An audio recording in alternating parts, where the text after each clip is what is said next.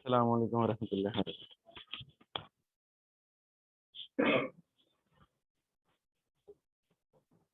जिंदगी में आपकी सबसे अहम प्रतिशत क्या है? हाँ जी, फिर नॉट फिलोसॉफिकली, एजुकेशन। उसी के लिए टाइम नहीं मिला आपको कि कल आप एजुकेशन स्कीम पे सेमिनार ही देख लेते।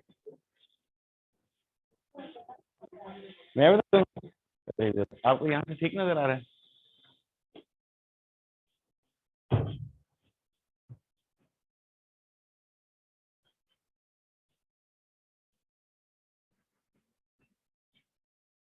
ओवर द पीरियड, लाइक मुझे अब 10-12 साल हो गए हैं पोस्ट क्वालिफिकेशन भी काम करते हुए, और ओवर द पीरियड मैंने लीगल में काफी काम किया।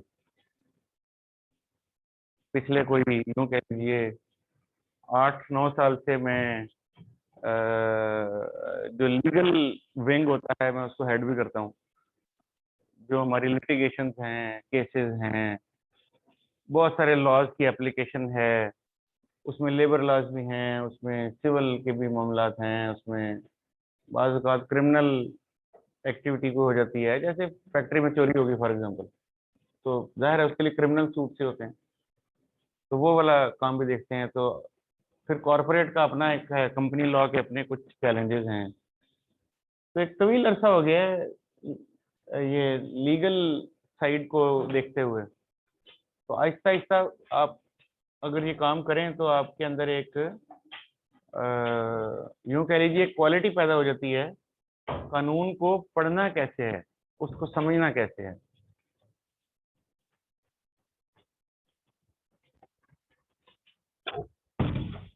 तो मैं ये समझता हूँ कि फॉर्चुनेटली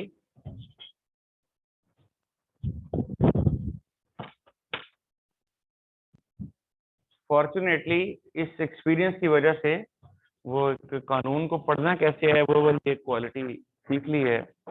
तो इसीलिए आमतौर पे जब कोई सवाल आता है तो हम उसको पढ़ के सही से रिस्पॉन्ड करने लायक हो जाते हैं, ना कि कोई गलत जवाब देने के। इसीलिए एजुकेशन स्कीम के ऊपर जितने भी सवाल आए हैं, माँ सिवाय एक सवाल के अभी तक मेरी इंटरप्रिटेशन से डिफरेंट कोई आई कैप का उस पर ओपिनियन नहीं आया। एक चीज के ऊपर सिर्फ मेरी जो इंटरप्रिटेशन आई कैप की लैंग्वेज से थी वो डिफर कर रही है, उसको उन्होंने क्लैरिटी दे दिया। तो जाहिर है जो उन्होंने क्लैरिटी दी हम उसी को ही लेके चलेंगे। उसमें लिखा कुछ नहीं हुआ था, उसमें हमारी एजम्पशन थी, और उन्होंने कहा नहीं ऐसा नहीं होगा, और आपके ऊपर वो एप्लीकेबल नहीं है, लिहाजा आपको टेंशन लेने की जरूरत नहीं है।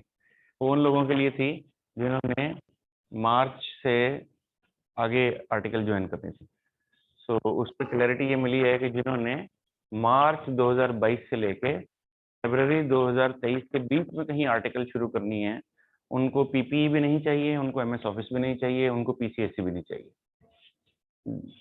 ठीक है, मार्च 22 से फरवरी 23 के बीच में जो लोग आर्टिकल रजिस्टर कर लेंगे, ज्वाइन नहीं, रजिस्टर कर लेंगे, ठीक है, उन लोगों को पीसीएससी तो खत्म हो चुका होगा क्योंकि पीसीएससी की स्कीम खत्म हो गई, और अगली स्कीम है पीपीई और एमएस ऑफिस है, उसका ग्रेस पीरियड दे दिया कि इस पीरियड में जो बच्चे आएंगे उनको आम माफी का ऐलान है। ठीक है, हाँ, उनको एनआरओ दे दिया। बेसिकली ये ग्रेस पीरियड्स आमतौर पर दिए जाते हैं जब भी इस तरह का चेंज ओवर हो रहा होता है ना, अदरवाइज डिजास्टर्स सिचुएशन क्रिएट हो जाती है। मिसाल के तौर पे आप सोचें कि एक बच्चा है, वो मार्च के अटेम्प्ट में पास हो जाता है, बल्कि मार्च की ही क्यों, अभी इस अटेम्प्ट में पास हो जाता है, और आर्टिकल ढूंढते 1-2 महीने में उसके रजिस्ट्रेशन होते ही 1 मार्च लग जाती है। अब वो आर्टिकल रजिस्टर नहीं कर सकेगा, वो कहेंगे जा पहले पीपी करके आ, जा पहले एमएस ऑफिस का कोर्स करके आ, तो उसकी आर्टिकल लेट हो जाएगी ना। उसको वैसे मसा मसा आर्टिकल मिली है, अब आप कह रहे हैं नहीं तेरी आर्टिकल रजिस्टर नहीं हो सकती, तू भाई पहले पीपी करके आ। वो कहेगा भाई स्कीम आपने बदली है, मुझे आप क्यों नुकसान पहुंचा रहे हैं, यानी आपने एक नई चीज पैदा कर दिया तो मैं क्यों फंस गया हूँ, तो उसका नुकसान हो जाना है ना। तो इस तरह के बच्चों को थोड़ा ग्रेस पीरियड दे दिया गया कि ठीक है इट्स ओके। बेहतर ये है कि आप ये कर लेते, लेकिन जाहिर है इससे आपका फायदा ही है ना, यानी आप एक स्किल सीखेंगे ही। अगर आपको कहा जाए कि आप पीपी या पीसीएससी कर लें तो इससे आप एक स्किल ही सीखेंगे ना, प्रेजेंटेशन सीखेंगे, पब्लिक स्पीकिंग सीखेंगे, लोगों को फेस कैसे करना है ये सीखेंगे, हाँ, अगर आपने कहीं दाएं बाएं से मेरी मुराद ना लिटरली दाएं बाएं, मेरा मतलब है कहीं इधर उधर से अगर आपने ये सर्टिफिकेट पैदा कर लिया है पैसे पूसे देके, तो अनफॉर्चुनेट सिचुएशन है, लेकिन जाहिर है कि उसकी जो अंडरलाइंग स्किल थी वो आपने नहीं सीखी। तो मकसद तो अंडरलाइंग स्किल आपको सिखाना था, तो वो आप वैसे भी सीख सकते हैं।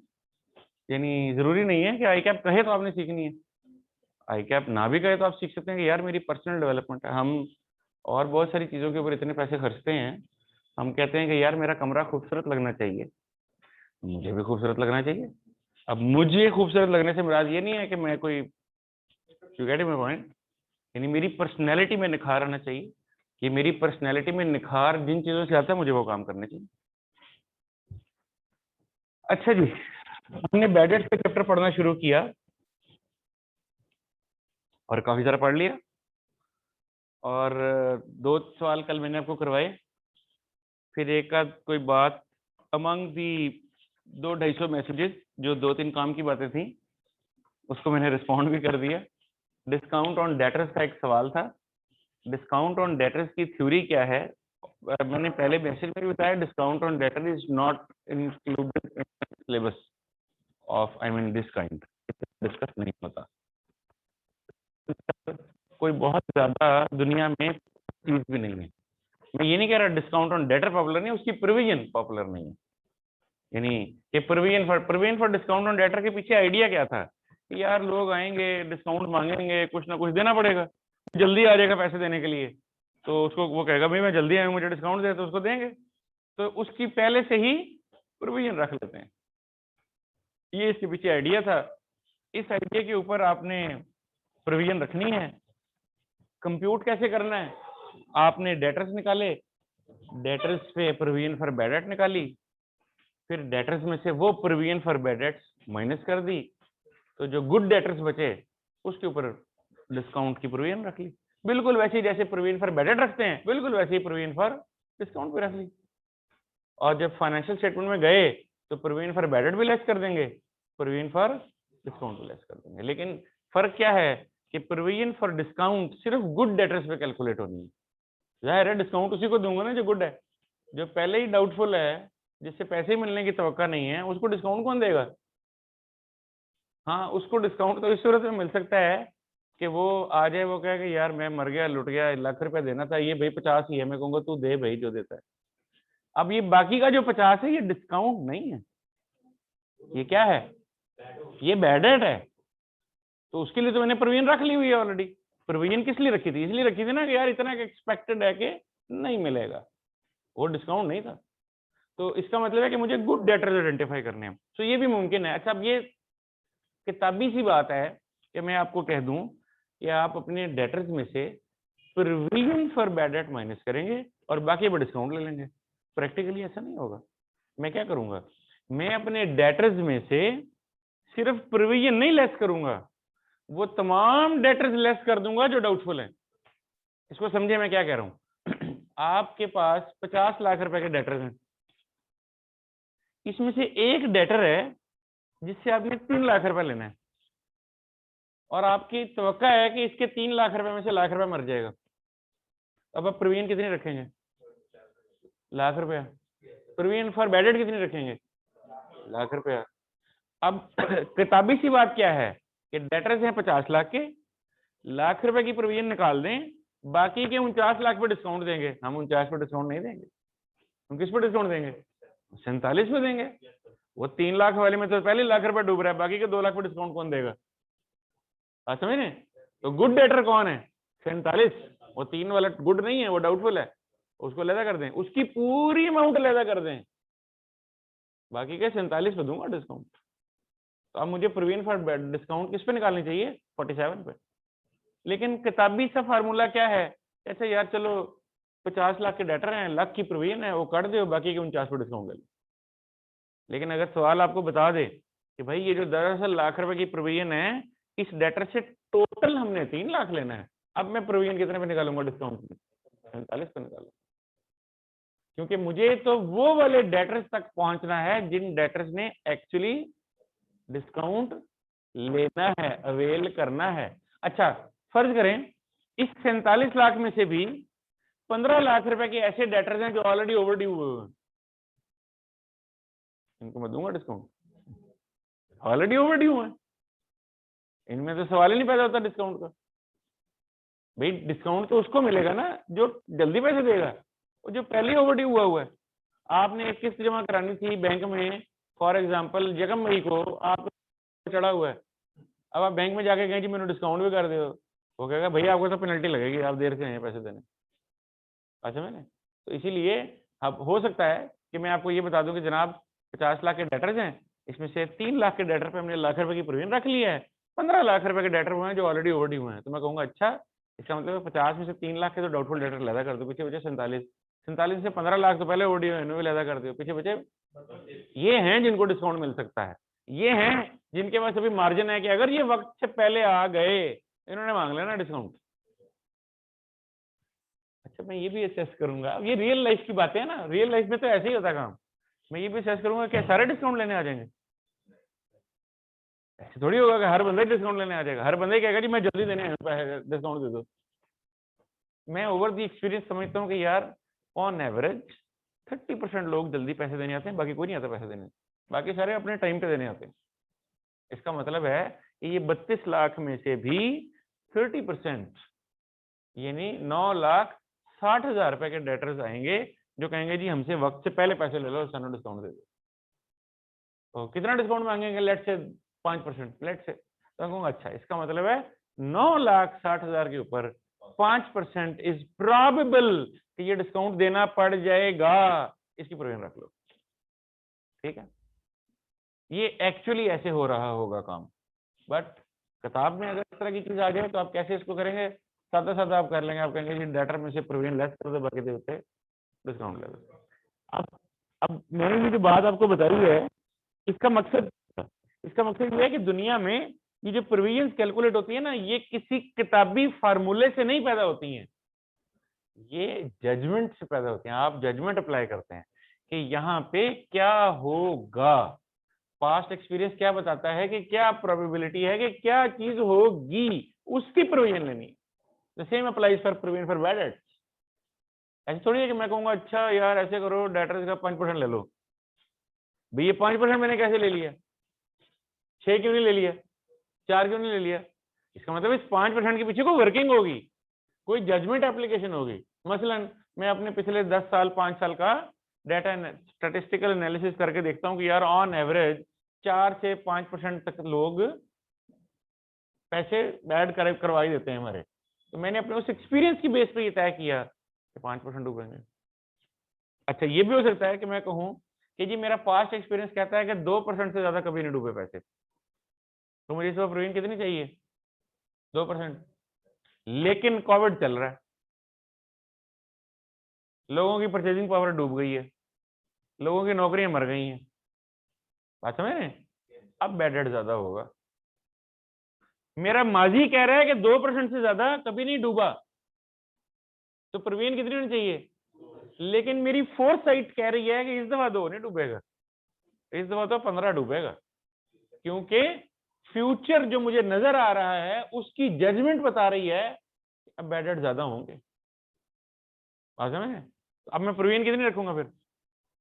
2 नहीं रखूंगा, 5 नहीं रखूंगा, 15 रखूंगा, क्योंकि मेरी पास्ट एक्सपीरियंसेस और मेरी फ्यूचर की विजडम जजमेंट मुझे ये बता रही है कि 15% इज द सूटेबल प्रोविजन, मैं वो रखूंगा।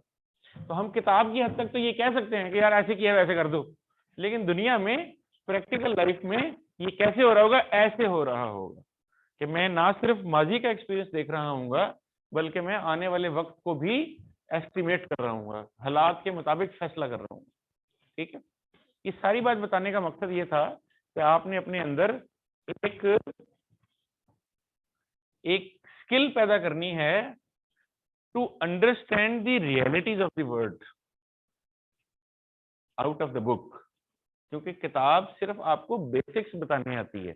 जब हम कहते हैं ना ये किताबी बात है, इसका मतलब ये नहीं हम किताब को बुरा कहना चाह रहे हैं, इसका मतलब ये है कि किताब आपको सिर्फ बेसिक्स बताने आती है, फिर दुनिया के असल मसाइल तो दुनिया में जीते ही पता लगते हैं। ठीक है ना, वो सिर्फ आपको बेसिक गाइडलाइन दे, भाई देखो प्रोविजन फॉर बैड डेट का ये कॉन्सेप्ट है, ऐसे परसेंटेज लगेगी, ये कर देंगे। अब जब रियल लाइफ में जाएंगे तब आप उस बेसिक लर्निंग की बुनियाद पे अपनी जजमेंट, अपना एक्सपीरियंस, अपनी चीजों को अप्लाई करेंगे और फिर उसको ले लेंगे।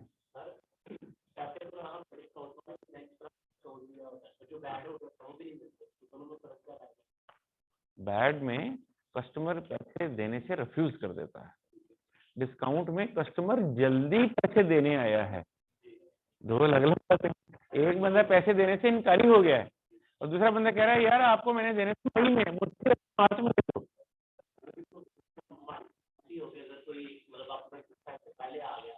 मैं यही कह रहा हूँ कि उसके पैसे मई में ड्यू थे लेकिन वो मार्च में आ गया पैसे देने के लिए और कहता है, और हमारी जो पॉलिसी है, हमारी स्टेटेड पॉलिसी है कि जो भी शख्स 30 डेज अर्ली पैसे दे देगा हम उसको 2% डिस्काउंट कर देंगे। और हमारा पास्ट एक्सपीरियंस बताता है कि आमतौर पे 30% कस्टमर आ जाता है जल्दी। इसका मतलब है कि ये डिस्काउंट तो ठीक है। ये जो डिस्काउंट ऑन डेटर है ना, this is more relevant with another accounting standard जो कि आप FA2 में जाके पढ़ेंगे। ठीक है, आपको उस वक्त शायद पता नहीं चलेगा कि इसके अंदर डिस्काउंट ऑन डेटर भी है, लेकिन जब आप पढ़ेंगे तो उसके बाद मैं आपको बता सकता हूँ। वो इसीलिए इसकी बहुत डिटेल हम डिस्कस में जाते भी नहीं है। ये आपको आइडिया दे दिया कि ये ऐसी की चीज है, बाकी आप इसको ना भी हल करें तो कोई ऐसा मसला नहीं है, आपको कॉन्सेप्चुअल क्लैरिटी मिल गई है। आगे चलो, इस सवाल को तो करने की जरूरत नहीं है नहीं है। Explain briefly why a provision may be made for doubtful debts.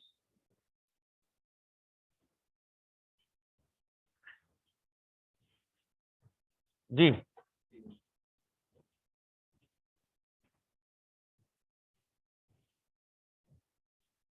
मेरे बच्चे मुझसे अगर पढ़ने बैठ जाएं गलती से तो कह दे हमने नहीं पढ़ना आपसे आप क्यों बोध करते हैं, क्यों सानू सीधी तरह याद कराओ है कि याद कराते हो तो बस खत्म हो गई गल। क्यों is a very good question. फिर एक्सपेक्टेड लॉसेस को अभी मतलब अब रिकॉर्ड कर लें, क्यों क्या चीज ओवरस्टेट ना हो जाए,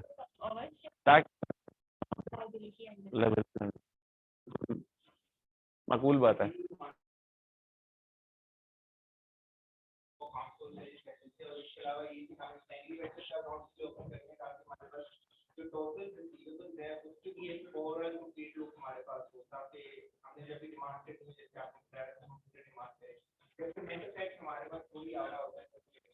आपके इस जवाब से मुझे ICAP के एक एग्जामिनर कहा, उन्होंने गाइडलाइन ऐसे ने किया कि आपके एग्जाम में one of the biggest problems क्या होता है। आप कहते हैं मैं पेपर बड़ा अच्छा करके आया था, पास नहीं हुआ, क्यों नहीं होता। पता नहीं आप लोगों ने टैक्स पढ़ा है कि नहीं पढ़ा, उसने टैक्स की एग्जाम तो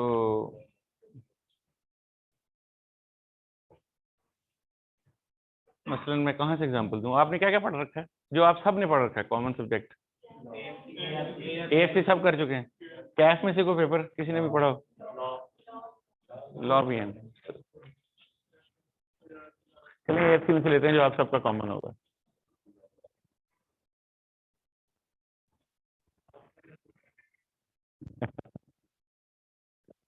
वो कई लोगों की एक्सेप्ट भी हो जाती है, एक्सेप्ट EPT वाला। वो किसी बच्चे ने किसी बच्चे ने ग्रुप पे डाला था कि मेरी पता नहीं कुछ सवाल डाला और उसने कहा कि मेरी अंग्रेजी तो एक्सेप्ट है तो नीचे काफी ट्रोलिंग हुई उसकी कि भाई तेरी अंग्रेजी से पता लग रहा है कि तेरी एक्सेप्ट ही है तूने पढ़ी होती तो ऐसे ना लिखता। तो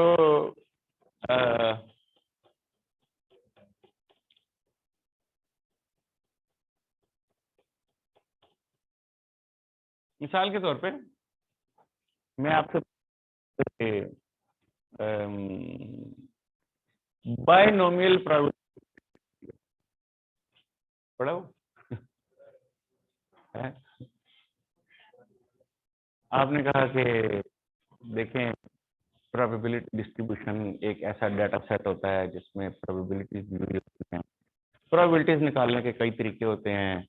प्रोबेबिलिटी एक्जिमेटिक अप्रोच से भी निकलती है, प्रोबेबिलिटी सब्जेक्टिव अप्रोच भी होती है, ऑब्जेक्टिव अप्रोच भी होती है। प्रोबेबिलिटी में फिशर ने अपनी एक्सपेरिमेंट दिए थे, उसने बताया कि ये होता है। इसके अंदर कई तरह की डिस्ट्रीब्यूशन होती हैं। इसमें बाइनोमियल भी होती है, इसमें मल्टाइनोमियल भी होते हैं। मल्टी में ऐसे होता है। बड़ा इम्प्रेस कर दिया आपके, मुझे बड़ा पता है सारा। उन्हें पूछेगी थी बाइनोमियल, टेल हिम बाइनोमियल क्या होती है, that's it, that's all the examiner wants to know. The examiner is not interested in knowing कि आप सुबह रोटी में कैसे, he is interested in knowing कि आपके पिछले 10 साल आपने कितना rich, he is interested in knowing binomial probability distribution क्या होती है। तब आप एग्जामिनर की रिक्वायरमेंट को सही समझते हैं और उसकी रिक्वायरमेंट को रिस्पॉन्ड करते हैं तो वो पूरे नंबर देता है। जब आप दाएं बाएं की बातें लिखते हैं और फिर उसकी रिक्वायरमेंट को रिस्पॉन्ड करते हैं तो फिर भी पूरा ही नंबर देता है। तो दाएं बाएं की बातों से क्या होता है, आपका टाइम गुजारा हो जाता है। आपने वो चीज जो 5 मिनट में सॉल्व करनी थी आप 15 मिनट में करते हैं, नतीजा क्या निकलता है, तो पूरा वैसे पेपर में नंबर लग जाते हैं। ठीक है, तो आपने इस चीज को फोकस करना है, ये बड़ी अहम बात है जिसको समझने की जरूरत है। रिक्वायरमेंट फोकस करना है। इनकी बात मुझे बताते गलती रिक्वायरमेंट को सही से नहीं समझते हैं और पता नहीं क्या क्या कर रहे हैं। अब अगर मिसाल के तौर पर मैं इनके जवाब में था, फिर लेवल में सेट करते हैं और नेगेटिव बनाते हैं। That was question, the question was why a provision is made. If that why is answered, इससे आगे मुझे लिखने की जरूरत नहीं है। इसलिए भी नहीं है कि यार 5 नंबर की सिर्फ 2 लेना कुछ 6 लेने और घसीटूं जबरदस्ती किसी तरह लंबा करूं कि यार इतने नंबर हैं तो जरा हलाल होने चाहिए, बहुत सारा लिखना चाहिए। नहीं, एग्जामिनर को पता है कि उसने जो सवाल पूछा है अगर वो 3 नंबर में आंसर होता है तो 3 लाइनों में आंसर होता है तो 3 ही लाइनों में उसने आपको पूरे 5 नंबर दे देने हैं। The examiner does not want you to, I mean वो क्या कहना चाहिए, सफे काले करना। ही डज नॉट वांट कि आप सफे काले करके आए, ही वांट्स जो पूछा है उसका सही जवाब देखें। That's it, right. तो हम एक अहम काम क्या करेंगे, हम रिक्वायरमेंट को फोकस करेंगे। इसलिए जैसे जैसे हम आगे, जैसे अब आप थोड़ा मजीद आगे आ गए हैं तो हम क्या करते हैं, एग्जामिनेशन में बैठ के हम तरीकाकार क्या होता है सवाल करने का। फर्ज करें ये सवाल है, इसका ए बी पार्ट भूल जाएं, थोड़ी देर के लिए ए बी पार्ट इग्नोर कर दें। एग्जामिनेशन में ये सवाल है, इस सवाल को कैसे पढ़ेंगे, मिस्टर इनाम इलाही नहीं, ऐसे नहीं पढ़ेंगे। हम यहाँ नीचे आएंगे, मांग क्या रहा है, for the year ended 31 December 2001 show the entries in the following accounts, premium for bad debt expense, what is the difference, fact on net profit और change in the provision of this. अब सवाल पढ़ना शुरू करेंगे। क्यों? क्योंकि जब मैं पहले रिक्वायरमेंट पढ़ लेता हूं तो अब मेरे जहन में बैकग्राउंड सेट हो गया कि सवाल में करना क्या है। अब जब मैं सवाल पढ़ूंगा ना तो मेरा फोकस उन चीजों पे होगा जो रिक्वायरमेंट के लिए इस्तेमाल होनी है। जो फालतू की बातें सवाल खामखा में दे रहा होता है वो ऑटोमेटिकली फिल्टर होना शुरू होगा। आई नो कि यार ये तो रेलेवेंट नहीं है, ये तो करना ही नहीं है, तो मांगा ही नहीं है उसने। ठीक है, सवाल ऐसा करता है कि वो डेलिबरेटली फालतू बातें में लिखता है आपको टेस्ट करने के लिए। तो मिस्टर इनाम, अब हमें पता चल गया है कि 2 अकाउंट हमसे मांगे गए हैं, provision for doubtful date and bad debt. और तीसरी बात ये कही है कि बताएं प्रोविजन में चेंज होने से नेट प्रॉफिट पे क्या चेंज आएगा। ये 2 काम मुझे करने हैं। अब जब मैं इसका सोल्यूशन खोलूंगा यानी स्केच करना शुरू करूंगा तो मैं क्या करूंगा जी, सादी क्लास फिजिकल हो रही है साथ साथ।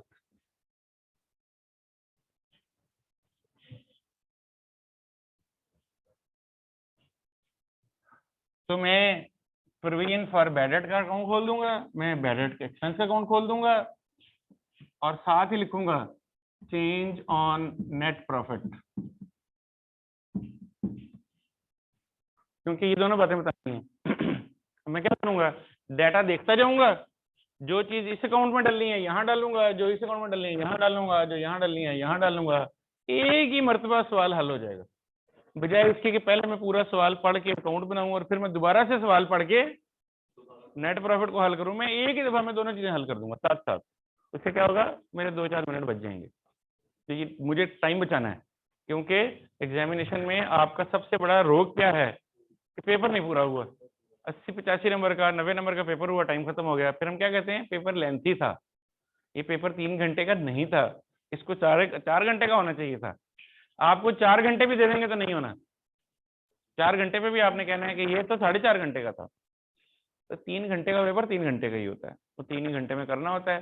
3 ही घंटे में लोग करते हैं, जो पास होते हैं उन्होंने 3 ही घंटे में पास किया होता है, जिनका पास नहीं हुआ होता उनका भी 3 ही घंटे में पास नहीं हुआ होता। तो यू कांट से कि ये पेपर 3 घंटे का नहीं था, पेपर 3 ही घंटे का था। आपकी तैयारी 3 घंटे वाली नहीं थी, आपकी तैयारी 4 घंटे वाली थी। ओके,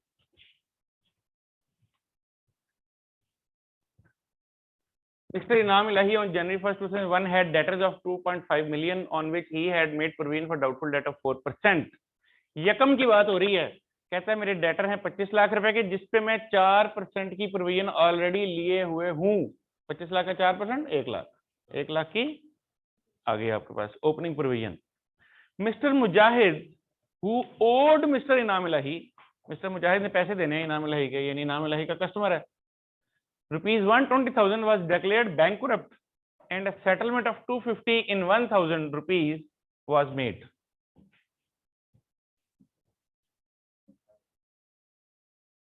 ये एक एक्सप्रेशन है बताने का कि कितने पैसे मिले हैं कितने नहीं मिले। कहता है 250 रुपया इन एवरी, 1,000 रुपया 1,000 रुपये में से 250 रुपया मिल गया है and balance is being treated as bad debt. इसका मतलब है 1000 में से 250 मिल गया, बाकी का 750 डूब गया है। तो परसेंटेज बना लें, 25% मिल गया, 75% डूब गया, एवरी 1000। तो अगर एक बंदे से आपने 50,000 लेना है, हर 1000 में से 250 मिल रहा है, 750 नहीं मिल रहा है, 750 में 25% मिल रहा है, 75% नहीं मिल रहा है। तो 1,20,000 का 25% 30,000, तो 30,000 मिल रहा है और 90,000 नहीं मिल रहा है। किसी भी नंबर का 25% लेना हो तो उसका एक इंतहाई आसान कुलिया है, उसको आधा करके आधा करके, ठीक है। 1,20,000 को आधा करें तो 60,000 को आधा करें तो 30,000, राइट। किसी चीज का 25% लेने के लिए उसको 25% से जरूरत देने की कोई जरूरत नहीं है, आधा करके आधा कर, आधा करना आसान होता है। आधा तो हमने मुल्क भी कर लिया, कितना आसान था, कोई ऐसा मसला ही नहीं हुआ। बिल्कुल ओके। ये बात पैसे में भी लिखी जा सकती है, मसलन वो कहे 25 पैसा इन एवरी रुपी, तो रुपए में 100 पैसे होते हैं, रुपए में 100 पैसे होते हैं, तो वो कहता है 25 पैसा इन अ रुपी, इसका भी मतलब है 25%। भाई 100 पैसों में से 25 पैसे मिल रहे हैं, 75 पैसे नहीं मिल रहे हैं, इसका मतलब है 25% मिल रहा है, 75 पैसे नहीं मिल रहे। तो ये एक एक्सप्रेशन है जो बैंकरप्सी में यूज किया जाता है, कोर्टों में भी लिखा जाता है, जजमेंट्स में भी लिखा जाता है कि जनाब ये इतना पैसा इन एवरी दिस मिल जाता है, राइट। ओके, सही कह रहे हैं आप। 4 अन्य, 4 अन्य में, इसको 4 अन्य क्यों कहते हैं? क्योंकि क्योंकि रुपए में 16 अन्य होते हैं। तो एक अन्ना कितने पैसे का होता है? एक अन्ना कितने पैसे का होता है? 100 को 16 पे डिवाइड करने से पता लग जाएगा कि एक अन्ना कितने पैसे का होता है। 6.5।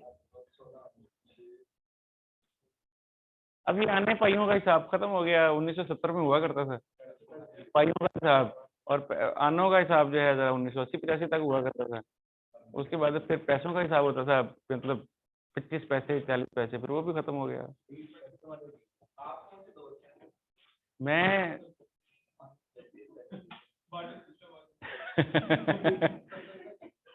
नहीं, मैं उस दौर से हूँ जब मैं सुबह नाश्ता करने के लिए दरख्त पे चढ़ के शहद तोड़ के खाया करता था। और उसके बाद डायनासोर की पुश्त पे बैठ के सवारी करता था। अब आपको ही समझ। Other debt written off during the year are 230,000। So एक तो 1,20,000 रुपए में से 30,000 मिल गया है, 90,000 बैड हो गया है, और इसके अलावा 2,30,000 और भी बैड हो गया। December 31st 2001 पे total debtors amounted to 2.43 million, यानी 24,30,000। But this requires adjustment as follows. Okay, miss Samreen, a debtor owing 60,000 was considered unrealizable. This amount is to be written off. 60,000 रुपए डूब गया। A check amounting 20,000 received from Salim deposited earlier but returned unpaid by the bank at the year end. इसको क्या करेंगे? इस पे bad नहीं लेंगे? बैड नहीं, यानी एक बंदे ने पैसे दिए थे, उसका चेक ही वापस आ गया। भैया आपसे मैंने पैसे लेने थे, आप मुझे चेक दे के गए हैं, आपका चेक बाउंस हो गया, आपका चेक रिजेक्ट होने का, भाई पैसे पैसे कोई नहीं, इस बंदे के पास लाए तो वापस आ जाता है।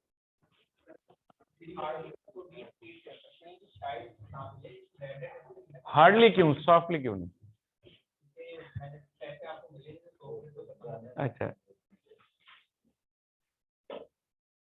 जब किसी का चेक बाउंस हो जाए, जाहिर है कि उसके चेक बाउंस होने की वजह जरूरी नहीं है कि उसकी फाइनेंशियल डिफिकल्टीज हो, या जरूरी नहीं है कि उसकी इंटेंट मेलाफाइड हो कि जी हमने तो पैसे मार लेने इसके। हो सकता है उसका चेक इसलिए डिसऑनर हो गया हो कि जब उसने साइन किए तो उसका थोड़ा हाथ हिल गया। जब आप चेक पे साइन करते हैं तो बैंक वो साइन वेरीफाई करता है ना, अपने सिस्टम में देखता है कि मेरे पास इस बंदे के सिग्नेचर क्या आ रहे हैं। साइन अगर मैच नहीं होंगे तो वो पैसे नहीं देगा, वो कहेगा ये पता नहीं जाली चेक आ गया, शायद किसी और ने साइन करके भेज दिए। तो साइन अगर करते हुए उसका कहीं हाथ हिल गया तो बैंक को तो नहीं पता कि उसका हाथ हिल गया था, वो कहेगा भाई साइन मैच नहीं हो रहे, वापस ले लें। ये बाद औकात चेक में कोई गलती हो जाती है।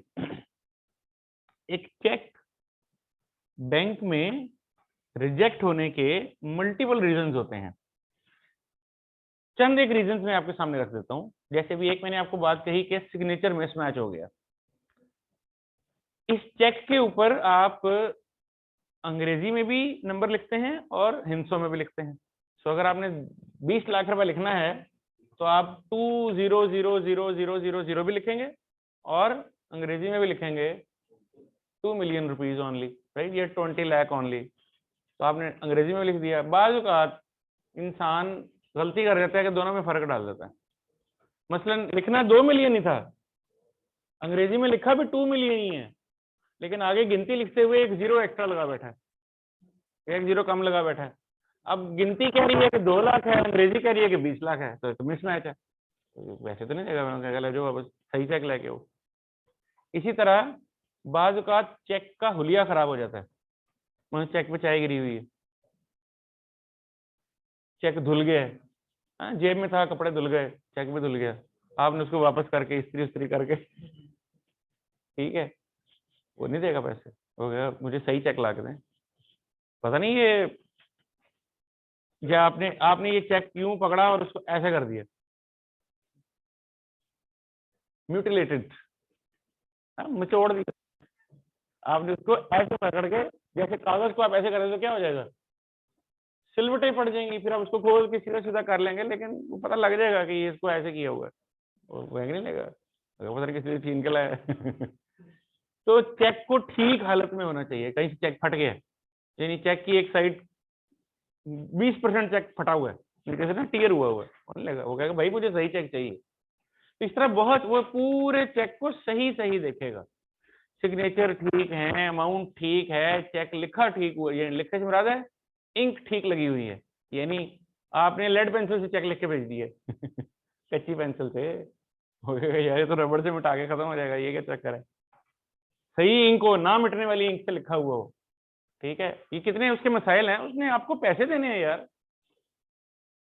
तो कल को बाद में आप जाके कहेंगे कि यार है तो क्यों पैसे देते हैं मैंने तो दिया ही सही चाहिए, तो जाली है, तूने देखा नहीं साइन ही खराब थे, तूने देखा नहीं ये गलत था, ये गलत था। इसलिए वो काफी चीजें चेक करता है, तो सब चीजें ठीक होंगी तो फिर पैसे देता है। और एक और अहम फैक्टर क्या होगा, जिस पार्टी का चेक है उसके अकाउंट में पैसे भी हैं कि नहीं। जाहिर है मैं आपको चेक दे रहा हूँ कि यार ये लो मेरे अकाउंट से 50,000 ले लो जाके, और मेरे अकाउंट में 50,000 पड़े नहीं है, तो बैंक देगा कैसे? उसने अपनी जेब से थोड़ी देना है, उसने मेरे पैसों में से देना है। तो अगर नॉट सफिशिएंट फंड्स हैं, इसको NSF भी एब्रीविएट करते हैं, अगर नॉट सफिशिएंट फंड्स हैं तो भी चेक वापस हो जाएगा। इस तरह और भी कोई लीगल मसाइल हो सकते हैं। मसलन एक चेक पाकिस्तान में जब इशू होता है तो उसके ऊपर डेट लिखी जाती है, डेट ऑफ इशू लिखी जाती है। इस डेट ऑफ इशू का एक्चुअल कैलेंडर डेट से कोई ताल्लुक नहीं है। मसलन आज देखते हैं, आज मैं आपको एक चेक देता हूं लिख के और ऊपर डेट डाल देता हूं 1 सितंबर, तो इसकी डेट 1 सितंबर है। हालांकि आज 28 को इशू हो रहा है, लेकिन चूंकि मैंने लिख दिया 1 सितंबर, इट मीन्स ये डेट, ये चेक 1 सितंबर को इशू हुआ है। बैंक को क्या पता कि मैंने चेक आज लिखा है कि महीना पहले लिखा था, तो क्या भाई इस पर डेट लिखी है 1 सितंबर, तो हमारी नजर में ये 1 सितंबर को इशू हुआ है। तो चेक अगर 6 महीने से ज्यादा पुराना हो जाए तो वो बैंक रिजेक्ट कर देता है। इसको टाइम बाउंड चेक कहा जाता है या फेल चेक भी कहा जाता है।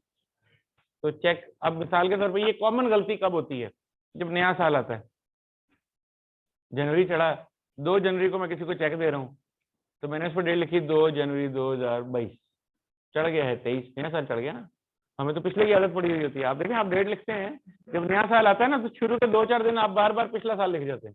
अभी 2021 आया होगा तो आपने लिखा होगा जनवरी 2020, फिर आपने उसको काट के 21 किया होगा। ये कई दफा होता है, तो चेक लिखते हुए भी हो जाता है। तो चेक लिखते हुए 1 जनवरी को आप चेक दे रहे थे, उस पर डेट लिखनी थी 1 जनवरी 2021, गलती से क्या लिख दी 1 जनवरी 2020। बैंक को क्या पता ये कब इशू हुआ है? बैंक की नजर में ये 1 साल पुराना चेक है, वो क्या ले जाओ वापस। 6 महीने से ज्यादा पुराना चेक हम कबूल नहीं करेंगे। कानून में लिखा हुआ है कि 6 महीने से पुराना चेक हो जाए तो उसको फारग करा दें। आप एक काम ये भी कर सकते हैं कि आपके आसपास, यहाँ आसपास भी कोई ना कोई बैंक होगा, आप उस बैंक में घुसें, उसे जाके कहें कि बराए मेहरबानी जरा मुझे एक अदद चेक डिसऑनर स्लिप तो दे दें, चेक डिसऑनर स्लिप। थोड़ा आपको किसी सीनियर बंदे को कहना पड़ेगा, जो जरा जूनियर लोग होते हैं वो थोड़ी रिस्पेक्ट करना नहीं जानते, तो इसलिए हो सकता है कि आपको लगे कि कह रहे हैं कि चल पाए जा। तो आप किसी सीनियर बंदे को जाके मिलेंगे, उसको कहेंगे कि जनाब मैं चार्टर्ड अकाउंटेंसी का स्टूडेंट हूँ, मैं जानना चाहता हूँ कि बैंक कितनी मुख्तलिफ रीजंस पे चेक रिजेक्ट कर देता है अपनी लर्निंग के लिए। तो अगर आप मुझे एक चेक रिटर्न स्लिप दे दें या चेक डिसऑनर स्लिप दे दें, तो वो उनके पास प्री प्रिंटेड स्लिप्स होती हैं, जैसे रसीदें छपी हुई, यानी प्री प्रिंटेड स्लिप्स होती हैं। तो चेक बाउंस होता है, रिटर्न होता है, तो वो क्या करते हैं, वो उसके साथ स्लिप लगाते हैं, स्टैपल करते हैं, और वो जो उसके ऊपर 20-25 रीजंस लिखी हुई होती हैं, उनमें से जिस रीजन की वजह से वो रिजेक्ट हुआ है उसको सर्कल करते हैं और वापस भेज देते हैं, ताकि जब मुझे वो चेक वापस मिलेगा तो मुझे ये भी पता चल जाएगा कि ये चेक क्यों रिजेक्ट होके आया। उस पर लिखा होगा कि नॉट सफिशिएंट फंड, उसके अकाउंट में पैसे नहीं है, या सिग्नेचर मिसमैच, ठीक है ना, या इस तरह के और जो भी रीजन है, अकाउंट ही बंद हो गया पीछे से। भैया आपने एक अकाउंट खुलवाया, उसकी चेकबुक आपको मिल गई, बाद में वो अकाउंट बंद हो गया, चेकबुक तो आपके पास ही पड़ी है ना, पीछे से अकाउंट बंद हो चुका है, आपने वो चेक मुझे लिख के दे दिया है, पढ़ो 2 लाख रुपया, मौज करो। यार जरा मैंने 50,000 कर्जा तो नहीं, 50,000 का चेक लेना मुझसे अभी, हफ्ते बाद तू जाके ले ली मेरे अकाउंट से पैसे, मेरे पैसे आए खड़े। फिर ड्रामा तो ऐसे ही होता है, तो पीछे तो अकाउंट ही बंद हुआ पड़ा है। तो जब वो जाएगा हफ्ते बाद पैसे लेने के लिए, तो बैंक क्या कहेगा उसे? बैंक कहेगा भाई ये जिसका आप चेक लाए हैं इसका तो अकाउंट बंद हो चुका है, इसके पैसे नहीं मिलेंगे। तो जो भी रीजन है जिसकी वजह से चेक बाउंस हो गया है, वो रीजन को मार्क करेगा कि इस रीजन से, और वो स्लिप साथ लगा के आपको कोरियर कर देगा या बाय हैंड दे देगा, आपको पता चल जाएगा कि इस रीजन से बाउंस हुआ। अगर तो उसके बाउंस होने की रीजन हैं क्लरिकल, नंबर गलत लिख दिया, डेट गलत हो गई, चेक खराब हो गया, चाय गिर गई, वगैरह वगैरह, तो फिर तो ज़ाहिर है रूटीन की बात है, मैं कस्टमर को कहूँगा यार तेरे चेक में ना वो डेट नवा साल चढ़ गया, तूने डेट फिर 2020 डाल दी है, डेट ठीक करके दे। वो डेट ठीक कर देगा तो चेक क्लियर हो जाएगा। लेकिन अगर वो कहते हैं जी इसके पास पैसे ही नहीं है, नॉट सफिशिएंट फंड्स, या वो कहते हैं जी इसका तो पीछे अकाउंट ही बंद हो चुका है, अब खटकने वाली बात है, अब खटकने वाली बात है। अब मैं उससे इंक्वायरी करूंगा मैं कहूँगा भाई तेरे अकाउंट में पैसे ही नहीं है, क्या मसला है? एनएसएफ में ये भी तो होता है ना कि कुछ बिजनेस अकाउंट ऐसे होते हैं कि वो उनका बैंक के साथ सेटलमेंट होती है कि अगर हमारे इतने पैसे ना हो अकाउंट में, अगर कोई चेक लेकर आ जाएगा तो आप पे कर दें, बाद में जब हमारे तो उसको एनएसएफ नहीं लगेगा ना।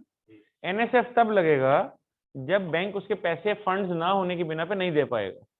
अगर आपका बैंक के साथ ये अरेंजमेंट है कि देखो मेरे अकाउंट में ऑन एवरेज तुम्हारे साथ 200-250 मिलियन का कारोबार चलता रहता है, कभी कभार मुझे ज्यादा भी पेमेंट देनी पड़ जाती है, तो तुम इस तरह करो मुझे 100 मिलियन तक की एक्स्ट्रा लिमिट दे दो। अगर मेरा 250 की जगह 350 का चेक भी आ जाए तो तुमने पास कर देना। मिलियन की बात हो रही है, राइट? अब अगर चेक आ गया 300 मिलियन का, बैंक पास कर देगा। लेकिन कैसे? 250 मिलियन आपके अकाउंट से निकालेगा, 50 मिलियन अपनी तरफ से कर्जा डालेगा उसमें, और फिर आपका 300 मिलियन का चेक पास कर देगा। अब आपकी तरफ कर्जा शुरू हो गया, इसके ऊपर मार्कअप लगना शुरू हो जाएगा, इंटरेस्ट लगना शुरू हो जाएगा। थोड़े दिनों में आपके पैसे आए, आपने जाके बैंक को वापस दे दिए, कर्जा खत्म हो जाएगा। लेकिन अगर आपका ये अरेंजमेंट, लेकिन चेक अगर 350 की जगह 400 का आ गया, फिर इसका मतलब है कि नहीं, वो नहीं देगा पैसे। ये नहीं कहेगा कि तू 350 तो ले ला, तो बाकी नहीं है कि बाकी बहनों को और पैसे दें। फिर वो कहेगा भाई चेक आपका 400 का है, अकाउंट में 350 तक की लिमिट है, इससे ज्यादा नहीं मैं दे सकता, ये चेक वापस है। वो पूरा 350 400 वापस दे देगा। 1 रुपए का भी फर्क होगा ना, चेक वापस दे देगा। आप अगर किसी, ये मैं वैसे आपको बता रहा हूँ तजर्बे से, कि अगर आपको कोई यार दोस्त, कोई बंदा चेक दे देता है कि जी ये मैं डील करने लगा हूँ, ये 50 लाख रुपए का चेक है, ये ले लें, तो पहली बात तो उससे चेक के बजाय पे ऑर्डर तलब करें। ठीक है? चेक में और पे ऑर्डर में बुनियादी फर्क क्या होता है कि चेक में पैसे अकाउंट में पड़े होते हैं और आप सिर्फ एक कागज दे रहे हैं कि जाके मेरे अकाउंट से वो पैसे निकलवा लेना। अब आप वो चेक लेके जाएंगे बैंक में, बैंक अकाउंट चेक करेगा, अकाउंट में अगर पैसे पड़े हैं तो आपको दे देगा, नहीं पड़े हैं तो वो कहेगा नहीं पड़े। पे ऑर्डर जब आप बैंक से बनवाने जाएंगे तो वो पहले देखेगा कि आपके अकाउंट में पैसे हैं, वो उस अकाउंट में से पैसे काट लेगा, वो पहले ही निकाल लेगा, पैसे निकाल लेगा। जब उसके पैसे तसल्ली हो जाएगी कि पैसे निकल आए हैं, तो फिर वो पे ऑर्डर छाप के साइन करके आपको दे देगा। इसका मतलब है अब ये नहीं हो सकता कि आप जाके कहें कि ये ले पे ऑर्डर, पैसे दे, हो गए, पीछे पैसे नहीं है, तो पैसे वो ऑलरेडी ले चुका है, बैंक एडवांस ले चुका है। अब इसके डिसऑनर होने का कोई सवाल पैदा नहीं होता, क्योंकि पैसे एडवांस में निकल चुके हैं। तो अब जिस मर्जी बैंक से जाके ले लें, वो आपको पे ऑर्डर जब देगा तो पैसे पहले आपके अकाउंट से निकल चुके हैं। अब जब मैं ये पे ऑर्डर ला के आपको दूंगा तो आपको तसल्ली होगी कि ये बाउंस नहीं होने वाला। क्यों? क्योंकि पैसे तो ऑलरेडी बैंक ले चुका है। अच्छा, मेरे इल्म में नहीं है, मेरे इल्म में नहीं है, मेरे ख्याल में नहीं होती, लेकिन मेरे इल्म में नहीं है, चेक किया जा सकता है। अच्छा, अब इस पे ऑर्डर में भी अगला काम एहतियातन करने वाला क्या है, ये भी प्रैक्टिकल एक्सपीरियंस से आपको समझ में आएगा। क्या आपको पे ऑर्डर दे दिया, किसी ने आके कहा जनाब ये प्लॉट का सौदा कर लें, हम कर लिया, कितने का? 2 करोड़ का। मैं कहा मैं कैश नहीं लूंगा और चेक भी नहीं लूंगा, पे ऑर्डर लूंगा। उन्होंने कहा ठीक है, उन्होंने 2 करोड़ का पे ऑर्डर बनवा के दे दिया आपको। आपने उसके साथ डॉक्यूमेंट साइन किए, एग्रीमेंट किया, रजिस्ट्रार के सामने पेश हुए, वहां पे बयान दिए कि हाँ जी मुझे पेमेंट मिल गई है, पे ऑर्डर मिल गया है, और करके रजिस्ट्री उसके नाम की, मलकियत ट्रांसफर की, तो वापस आ गए। पे ऑर्डर निकला है जाली। दुनिया में चीजें जाली भी तो बन जाती हैं। फिर अब क्या करेंगे? जब कोई आपको पे ऑर्डर ला के देगा तो आप कहेंगे ठहर जाओ जरा, आप उस बैंक को या खत लिखेंगे या उसके ऑफिशियल आईडी पे ईमेल करेंगे, उसके साथ पे ऑर्डर की कॉपी लगाएंगे, उसको कहेंगे वेरीफाई करेंगे ये आपने इशू किया। वो बैंक उसका वेरिफिकेशन रिप्लाई देगा कि yes we confirm the pay order has been issued by bank and it's genuine. फिर आप कहेंगे हुन। ठीक है? होता क्या है ना, बेसिकली डील देखे ना, जब डील हो रही होती है तो दोनों की इनसिक्योरिटीज होती हैं। मैं आपसे कह रहा हूँ कि यार ये प्लॉट आपको मैंने बेच दिया है 2 करोड़ रुपए में, दो पे ऑर्डर। आप कहते हैं पे ऑर्डर मैं तुझे दे दूं तो मुड़ के तू मुझे प्लॉट ना दे, मैं कहता हूँ मैं प्लॉट तुझे दे दूं मुड़ के तू मुझे पे ऑर्डर ना दे, है ना? अब इनसिक्योरिटी है दोनों की। तो हम कहते हैं अच्छा 1 मिनट ठहरो, तू मुझे पे ऑर्डर की सिर्फ कॉपी दे दे, मैं कॉपी वेरीफाई करा लूं बैंक से कि पे ऑर्डर जेन्युइन है। ठीक है ना? पे ऑर्डर अपने पास ही रख, मुझे कॉपी तो दे। कॉपी बन जाने का मतलब है कि मेरे नाम का पे ऑर्डर आप बनवा चुके हैं, पैसे हैं आपके पास, पैसे हैं आपके पास, पे ऑर्डर बन गया है, बैंक ने वेरीफाई कर दिया है, मैं कहूँ आओ चलिए, जाएंगे साइन करेंगे, इस हाथ दो उस हाथ लो, साइन करेंगे, पे ऑर्डर पकड़ेंगे, घर आ जाएंगे। ठीक है ना। तो इस तरीके से इस तरह की ट्रांजेक्शन में काम होता है। जहाँ पे एतबार का रिश्ता मौजूद होता है वहां पे फिर इस तरह के मसाइल नहीं होते। यानी दो पार्टियां हैं, वो आपस में तवील अरसे से कारोबार कर रही हैं, उनको पता है एक दूसरे का ट्रस्ट है, तो फिर क्या कहा भी रहे हैं, जा भी रहे हैं, पे ऑर्डर बन रहे हैं, उधार हो रहा है, सब कुछ हो रहा है, वो ठीक है यार, चल इनका पता है इनके पैसे कहीं नहीं जाते। तो फिर वो एक, फिर आप हंड्रेड्स ऑफ कस्टमर के साथ एतबार में काम कर रहे होते हैं, उनमें से फिर कोई एक अदर डूब भी जाता है, तो वो वही होता है जिसके लिए आपने प्रोविजन रखी हुई होती है। तो वो फिर आपकी कॉस्ट ऑफ डूइंग बिजनेस होती है। यानी ये बैड डेट होना कोई, यानी ऐसा नहीं है कि वो बहुत बुरी चीज है कारोबार में, बैड डेट नहीं होना चाहिए, लेकिन जब आप उधार का कारोबार करते हो, यानी जब आप चीजें क्रेडिट पे सेल करते हो, तो फिर बिजनेस ये एज्यूम करके रखता है कि यार कुछ ना कुछ पैसे मरेंगे भी, वो पहले ही अपने प्रॉफिट मार्जिन में उसको काउंट करके रखा हुआ होता है उसने। मसलन फर्ज करें कि उसने एक बैग मैन्युफैक्चर किया है, ये बेचता है, बल्क में बेचता है, उधार पे बेचता है, वो इस तरह के हजारों लाखों बैग में बेचता है उधार पे, कई शहरों में दुकानों पे ये बैग सप्लाई जाती है उधार पे। उसने कीमत कैसे निकाली? उसने ऐसे निकाली होगी कि अच्छा इस पे रॉ मटेरियल इतने का लगेगा, जिप इतने की लगेगी, डिजाइन इस पे इतने का होगा, ये इतने का होगा, ये इतने का होगा, कारीगर की मजदूरी इतनी होगी, मैन्युफैक्चरिंग फैक्ट्री के खर्चे इतने होंगे, बिजली का बिल इतना होगा, ये और ये करके उसने निकाल लिया कि यार ये बैग 2000 में तो मुझे तैयार होता है, 2000 में तो मेरा तैयार होता है सारे खर्चे डाल के। बेचना कितने का है? 3000 का, 2100 का, मुनाफा डालेगा उससे पहले पैसे डूबने कितने? उसको पता है ना कि यार ऑन एवरेज 2% 3% पैसे क्रेडिट में डूबते नहीं है। देखा कि अच्छा साल में मैं से कि साल में मेरा 15 लाख का डूबता है, तो साल में लेट से 10,000 बैग बेचता हूँ या बनाता हूँ, इसका मतलब है 15 लाख रुपया 10,000 बैग पे एलोकेट कर दें, तो कितने पैसे बने? 150 रुपया। इसका मतलब ईच बैग ऑन एवरेज मेरा 150 रुपया मार्जिन है। तो अगर ये बैग में लेट से 8,000 का बेचता हूँ तो मैं कहूँगा नहीं, 8,000 का बनाता हूँ तो मैं कहूँगा नहीं, ये मुझे 8,150, क्योंकि पैसे डूबने भी हैं, वो इसी में से निकाल लें, इसी में से निकाल लें। अब मैंने अपनी प्राइस सेट करने के लिए उस 150 का मार्जिन रख के फिर मुनाफा रखना है, मैं इस तरह से अपनी कीमत निकालता हूँ। तो मैंने क्या किया हुआ है, मैंने एक एवरेज सा बैड डेट जो कि मुझे पता है कि रूटीन में होता ही है हर साल, मैंने वो ऑलरेडी उसकी कॉस्टिंग करते हुए कंसीडर किया हुआ है। फिर मैंने अपना मुनाफा देखा कि हाँ इतने पैसे मुझे बचे। अब जाहिर है कि जो आपने एस्टिमेट किया है जरूरी तो नहीं कि उतने ही डूबेंगे, उससे कम भी डूब सकते हैं, उससे ज्यादा भी डूब सकते हैं। जो चेक बाउंस हो जाए तो वो अनप्रेजेंटेड चेक होता है? नहीं, ऐसा नहीं है, जो चेक बाउंस हो जाए वो बाउंस चेक होता है वो डिसऑनर्ड चेक होता है। अनप्रेजेंटेड चेक के बारे में आगे एक और चैप्टर में हम जाके तो सीख से पढ़ेंगे।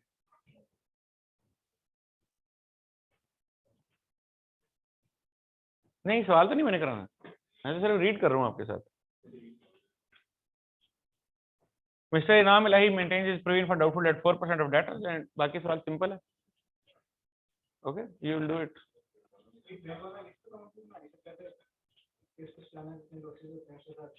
वो हर प्रॉफिट में से थोड़ी थोड़ी इनकम निकालते रहे, तो बैड डेट्स को डालें ना किसी अकाउंट में, सिर्फ एक रिस्क अकाउंट बना लें ताकि लॉसेस को बाद में। वो रिस्क अकाउंट कहाँ से बनेगा, उसमें पैसे कहाँ से आएंगे? अपनी कॉस्ट को थोड़ा सा और बढ़ा रहे हैं, वो यही किया ना अभी, यही किया एग्जैक्टली कि कहा ये 8,000 का तैयार नहीं होता, इसकी कॉस्ट है 8,150, कॉस्ट को बढ़ा लिया। ठीक, नहीं नहीं कोई बात नहीं, उन्होंने एक बड़ी अच्छी टर्म इस्तेमाल की, रिस्क अकाउंट बना लिया जाए। ये रिस्क अकाउंट क्या होता है? जैसे कोरोना आ गया तो इस वक्त में जो लॉसेस होने हैं उनको नहीं, उनसे बचने के लिए ये रिस्क अकाउंट बनाने से मुराद क्या है? ये कोई बैंक अकाउंट है जो खोल लेंगे? क्या है ये रिस्क? ये हमने डेबिट अकाउंट में इस तरह के रिस्क अकाउंट यानी टी खोल लें और यहाँ लिखें रिस्क अकाउंट। अब आगे क्या करें इसमें? किस तरह एंट्री बताएं? एंट्री ये होगी सर कि एक्सपेंस हमारा क्रेडिट होता जाएगा। एक्सपेंस क्रेडिट होता जाएगा। कौन से वाला एक्सपेंस क्रेडिट करेंगे? General expense. जनरल एक्सपेंस मतलब क्या हुआ? वो नाम होगा ना, रेंट एक्सपेंस है, बैड डेट एक्सपेंस है, रिस्क एक्सपेंस को क्रेडिट कर देंगे। अच्छा ठीक है, और डेबिट क्या करेंगे? जो रिस्क फंड है, अच्छा ये फंड है, ये अकाउंट के अंदर जो उसका नाम ये ओके। मैं एक्सप्लोर करना चाह रहा हूँ, मुझे नहीं मालूम ये क्या होता है, मैं इसलिए समझना चाह रहा हूँ। I am honestly understanding it first. Okay, debit क्या करेंगे? Risk fund. अच्छा, इस रिस्क फंड की नेचर क्या है? ये एक्सपेंस है, एसेट है, लायबिलिटी है, इक्विटी है? ये एसेट है। ये एसेट कैसे है? ये कहाँ है कैश? आपने क्रेडिट तो कैश को किया ही नहीं। इसमें पैसे कहाँ से आए हैं? ये पैसे तो है ही नहीं। कहाँ से? एंट्री में तो कैश पैदा होता ना, एंट्री कैश दिखा नहीं रही। Risk fund debit, risk expense credit, इस एंट्री में से कैश कैसे पैदा होता नजर आ रहा है? नहीं नहीं, आप बता रहे हैं, आप कह रहे हैं कि इसमें पैसे आ गए, मैं कह रहा हूँ कहाँ से आ गए? अगर तो ये है बैंक अकाउंट तो फिर तो आपने इसमें पैसे डाले होंगे, आपने कहा ये बैंक अकाउंट नहीं है, फिर इसमें पैसे कहाँ से आए? नहीं नहीं, मैं पूछ यार, देखें आप ऐसा ना करें, मैं वाकई में उनको समझना चाह रहा हूँ, पूछ रहा हूँ। तो फिर ये बैंक अकाउंट हुआ, इसका मतलब है ये घर पे कैश हुआ, ये नहीं? दोनों में से कोई एक चीज है, या ये बैंक में है या ये बिजनेस में है। घर तो जाहिर है कि हम डील नहीं कर रहे हैं, बिजनेस की बात करिए, बिजनेस में है। अगर ये बिजनेस में है तो ये कैश अकाउंट है, और अगर ये बैंक में है तो ये बैंक अकाउंट है। Why it's named as risk account?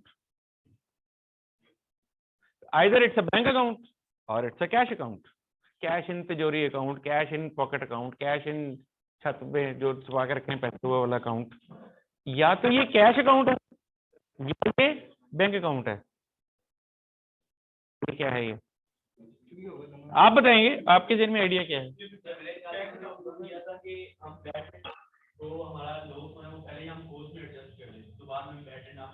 तो इसका मतलब है प्रोविजन रखेंगे, तो प्रोविजन हम पढ़ लिया क्या, कैसे रखते हैं? मैं इसलिए बाकियों को मना कर रहा हूँ कि प्लीज तंग ना करें, समझने की कोशिश कर रहे हैं। तो you see the risk account does not seem to be an actual account. Either it's a bank account or it's a cash account. We'll deal it like bank or cash account. ये पैसे मैंने किसी unfortunate future के लिए रख लिए हैं, या ये पैसे मैंने वीकेंड हॉलीडे के लिए रख लिए हैं, मैंने कोई पैसे रखे हैं। अकाउंटिंग की नजर में ये क्या है? कैश। कैश और डिपॉजिट बैंक, ये अकाउंटिंग की नजर में कैश बैंक है। इसका मकसद क्या है? ये हमारे जहन में है कैश ना। अब आपकी जेब में पैसे हैं, हो सकता है आपने कहीं ग्राबों में छुपा के भी रखे हैं पैसे। आपका मकसद रिस्क हो सकता है, लेकिन असल में उन दोनों को क्या कहेंगे? कैश। तो वो कैश ही कहलाएगा, उसको रिस्क नहीं कहेंगे। तो उसको क्या बोलते हैं? Bank account. वो होता बैंक अकाउंट, उसका नाम होता है वो सेविंग बैंक अकाउंट। यानी ऐसे ही है कि जैसे जूता तो होता ही है, लेकिन जूता कौन सा है? कैंची है, जूता बूट है, जूता वो क्या काजा है, क्या है जूता ही। तो मैंने काजा जूता, इसका मतलब ये नहीं है कि ये कोई नई चीज बन गई, जूता ही है, बस उसका नाम लिख दिया साथ। तो saving account does not mean कि मैंने कोई नई चीज पैदा कर दी है, मैंने उस बैंक का नाम लिख दिया बस। इस तरह तो मैं ये भी लिखता हूँ हबीब बैंक अकाउंट, सारे क्या निकला वो क्या है? वो बैंक अकाउंट है। तो फिर इसका अकाउंट क्या है? अकाउंट नहीं तो अपना शुगल सूझ रहे, मैंने उसको जो बात समझा दी है उसके काम आनी है। हाँ जी, तो इसीलिए इनको पता नहीं है कि कल को इनको इसका फायदा नहीं होना, आपको फायदा होना है। ओके,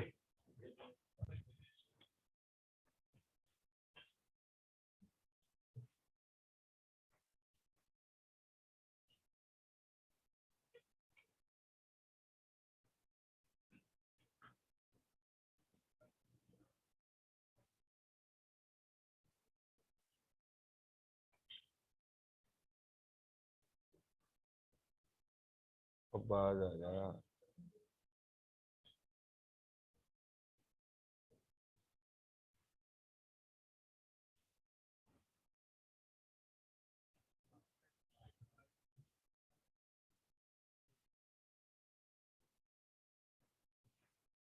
ठीक है,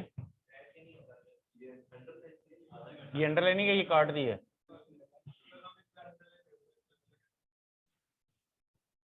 balance sheet as at 31 December 1989 of अल्लाह जाने कौन सा ट्रेडर, अस्थमा trader, include provision for doubtful debt of 6,900. The company's accounts for the year ended 31st December 2000 are under preparation. The company's policy is to relate the provision for doubtful debt to the age of the debt outstanding.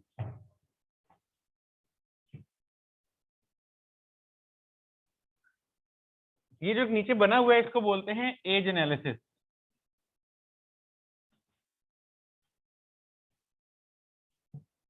Simply इसको ageing भी कहते हैं। As analysis या ageing का मतलब ये होता है कि आप अपने कस्टमर्स की आउटस्टैंडिंग अमाउंट की पीरियड ऑफ आउटस्टैंडिंग को मेजर करते हैं। आपके पैसे 3 महीने से आउटस्टैंडिंग है, आपके 8 महीने से आउटस्टैंडिंग है, आपके 2 महीने से आउटस्टैंडिंग है, आपके 10 दिन से आउटस्टैंडिंग है। ये क्या है? ये एज है। अब कौन सा डेट ज्यादा डाउटफुल होगा? जिसकी एज ज्यादा प्रोलॉन्ग हो गई होगी। कौन सा डेट सिक्योर्ड होगा? अभी मैं ऑन एवरेज 30 डेज की पैसे मांग सकता हूँ। 10 दिन हुए हैं, 12 दिन हुए हैं, 18 दिन हुए हैं, 25 दिन हुए हैं, 22 करंट इनके 30 दिन भी पूरे नहीं हुए। 30 दिन तो इनकी ड्यू डेट है, और चलो 2-4 दिन प्लस हो जाते हैं। तो जिसको 3 साल हो गए हैं, इसका मतलब पैसे नहीं दे रहा है। जिसको 9 महीने, 10 महीने, 12 महीने, 18 महीने गुजर गए हैं, ये पैसे नहीं दे रहा है। इसका मतलब है कि जैसे जैसे एज बढ़ती जाएगी डेटर की आउटस्टैंडिंग होने की गोइंग बैड बढ़ती जाएगी। सो जो बहुत ज्यादा पुराने डेटर्स होंगे प्रोबेबली मैं उस पर 100% प्रोविजन रख लूंगा। जो कम पुराने होंगे शायद मैं उस पर जरा 20-25% अपने तजर्बे, अपनी जजमेंट अप्लाई करूंगा। तो यही काम हो सकता है कि हमने ये तय किया है कि हम अपनी प्रोविजन फॉर डाउटफुल डेट जो है वो एज की बुनियाद पर तय करेंगे। तो वो कहता है कि ऐसे डेटर्स जिनकी वैल्यू 72,000 रुपया है वो अप टू 1 मंथ की एज रखते हैं, यानी को 15 दिन, 20 दिन, 30 दिन, 18 दिन, 1 महीने के अंदर अंदर है। ऐसे डेटर जिनकी एज 1 महीने से ज्यादा लेकिन 2 महीने के अंदर अंदर है, यानी 31 से 60 दिन के अंदर अंदर है, वो 30,000 रुपए के हैं और उनपे हम 2% प्रोविजन रखेंगे। इसी तरह जो 2 महीने से ज्यादा और अप टू 3 महीने हैं उनपे हम 4% रखेंगे, और जो 3 महीने से भी ज्यादा हो गए हैं उनपे हम सिंपल 72,000 का 1% ले लेंगे, 30,000 का 2% ले लेंगे, 24,000 का 4% ले लेंगे, 9,000 का 5% ले लेंगे, सबको जमा कर देंगे, हमारी प्रोविजन निकल। इट सीम्स मोर लॉजिकल वे। जाहिर है मुझे ऐसे तो नहीं करना चाहिए कि मैं कहूँ यार सारे डेटर्स पे ले लो 5%। भाई जो करंट डेटर्स हैं हो सकता है उस पर 1% भी ना लूं, मैं कहूँ नहीं यार इस पे 0% है, इसको प्रोविजन नहीं लेनी, तो नहीं लूंगा।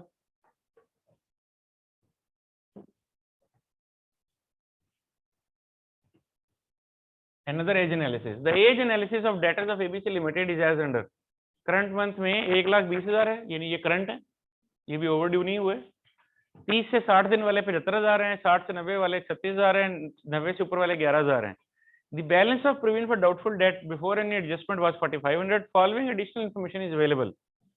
The current month total, यानी कि 1,20,000 current month total includes 600 for discount allowed to debtors not recorded in the sales ledger. कहता है इसके अंदर 600 रुपए एक डिस्काउंट है जो भी लिखा ही नहीं है, तो लिख लेते हैं। जब आप 600 का डिस्काउंट लिखेंगे तो नतीजा क्या निकलेगा? डेटर कम हो जाएगा ना। भाई एक कस्टमर को 600 रुपए डिस्काउंट दिया था लेकिन लिखा नहीं, तो उसका बैलेंस ज्यादा खड़ा होगा ना। उसको ठीक करने के लिए क्या करूंगा? डिस्काउंट लिखूंगा तो बैलेंस उसका कम हो जाएगा। अच्छा, the 30 to 60 days total includes the balance of 2,000 to be taken as contra entry in the purchase ledger. पहले हम मैं समझाते दवाएं की होता है। बाज़ औक़ात एक पार्टी आपका रिसीवेबल भी बन जाती है और पेएबल भी बन जाती है। मिसाल के तौर पे फर्ज करें कि आपकी कंपनी लंच सर्विसेज प्रोवाइड करती है, यानी आपके ऑफिस में लंच पहुंचाती है ना, लोग ऑफिस में लंच डिलीवर होता है। फर्ज करें आपकी कंपनी लंच सर्विसेज प्रोवाइड करती है। एक बड़ा स्टेशनर है, स्टेशनरी सप्लाई करने वाला, उससे आप अपने ऑफिस की स्टेशनरी खरीदते हैं, बल्क में खरीदते हैं। हर महीने आपकी उससे कोई 2-3 लाख रुपए की स्टेशनरी परचेज होती है और वो उसकी कंपनी में लंच आप सप्लाई करते हैं। तो जो स्टेशनरी आप उससे खरीदते हैं उसके लिए आपने उसके पैसे देने हैं, वो आपका पेएबल है। और जो लंच आप उसको सप्लाई करते हैं उससे आपने पैसे लेने हैं। अब एक जानिब उसका रिसीवेबल खड़ा हो गया है सेल्स में और एक जानिब उसका पेएबल खड़ा हो गया है परचेज में। अब फर्ज करें कि इससे आपने 10 लाख रुपए लेना है और इसका 13 लाख रुपया देना है, नेट तो 3 लाख रुपए देना है ना। अब मुझे एक बात बताएं, आपका एक कस्टमर है जिससे आपने 15 लाख रुपया लेना है, इसी कस्टमर का 9 लाख रुपए आपने देना भी है, ये आपके कितने के पैसे मार सकता है? 6 लाख रुपए, इससे ज्यादा तो नहीं मार सकता भाई। 9 लाख तो वैसे ही मैंने देने हैं, अगर वो मेरे पैसे मारेगा तो मैं उसके पैसे मार लूंगा। तो 9 लाख तक तो कोई रिस्क नहीं है, 15 लाख में से 9 लाख तो मैंने भी देना है। तो इसका मतलब है ऊपर वाला जो 6 लाख है, रिस्क पे तो सिर्फ वही है ना, अगर डूबा तो वही डूब सकता है ना। So provision for bad date 9 lakh पे तो क्रिएट करने की कोई जरूरत नहीं है क्योंकि तो सिक्योर है। हाँ, ऊपर वाला 6 लाख है जो शायद उसमें कोई प्रोविजन रिक्वायर्ड हो सकती है। तो फिर ये जो एक ही कस्टमर से रिसीवेबल भी हो और पेएबल भी हो, ऐसे कस्टमर के बैलेंस को कॉन्ट्रा बैलेंस कहा जाता है। कॉन्ट्रा मतलब एक दूसरे के अपोजिट, कॉन्ट्राडिक्टरी, कॉन्ट्रेरी, है ना, एक दूसरे के अपोजिट, यानी इसी बंदे से पैसे लेने हैं, इसी के पैसे देने हैं। तो हम क्या करते हैं, हम कहते हैं यार इससे 15 लाख लेना है, इसका 9 लाख देना है, तो कॉन्ट्रा कितना होगा? 9 लाख। 9 लाख आपस में कैंसिल हो जाएगा और बाकी का 6 लाख मैंने उससे लेना है। तो इस पे प्रोविजन लेनी चाहिए कि नहीं लेनी चाहिए? 6 लाख पे लेनी चाहिए। अच्छा, इसको उल्टा देते हैं, मैंने 15 लाख देना है, 9 लाख लेना है। अब प्रोविजन कितने पे लेनी चाहिए? अब मैंने दोस्तों, मैंने 15 लाख देना है, 9 लाख लेना है, प्रोविजन कितनी अमाउंट पे लेंगे? नहीं लेंगे, वो पैसे मेरे मार ही नहीं सकता, और जितने मैंने उससे लेने हैं उससे तो मैंने देने हैं उसके, उसको टेंशन होगी मुझे कोई टेंशन नहीं है। तो जब आपके सामने ऐसे रिसीवेबल के बैलेंसेस आ जाएं जिनमें कॉन्ट्रा एग्जिस्ट करता हो, यानी अपोजिट बैलेंस भी एग्जिस्ट करता हो, तो फिर आप क्या करते हैं, उनको नेट ऑफ कर देते हैं और बाकी पे प्रोविजन लेते हैं।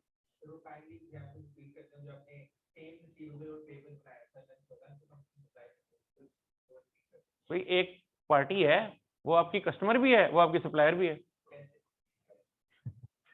ऐसे कि वो आप जो चीज बेचते हैं उसमें वो आपकी कस्टमर है और जो चीज आप खरीदते हैं उसमें वो आपका सप्लायर है।